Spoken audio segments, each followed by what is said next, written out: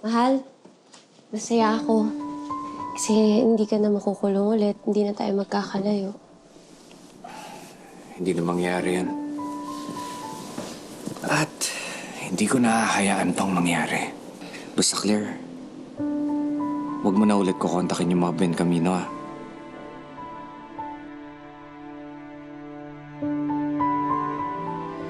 So, nung tawagan mo si Lucas,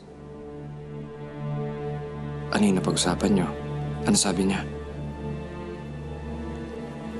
Wala. Hello? Lucas? Lucas Bencamino? Olivia? Hindi mo binigay yung pangalan mo?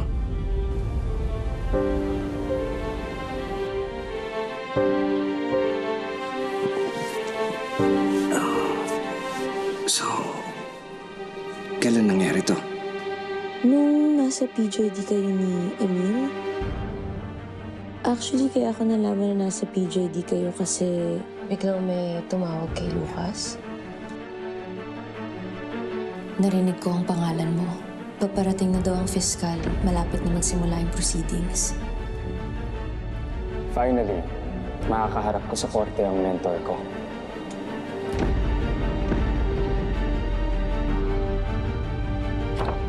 Ano to? After nun, hindi ka na tumawag ulit? Hindi na. Pero siya tumawag. Ang weird, di ba? Kasi hindi niya naman ako kilala. Ba't siya tatawag ulit sa akin? Tsaka di ba busy siyang tao? Oo nga. Weird.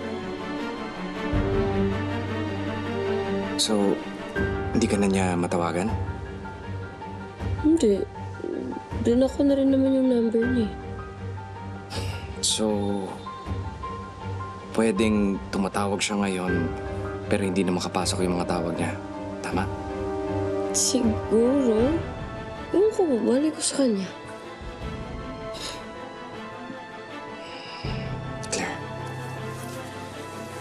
Basta, huwag mo na ulit gagawin yun, okay? Ayaw pa kita madamay na dito. Asawa mo ako. Damay ako dito.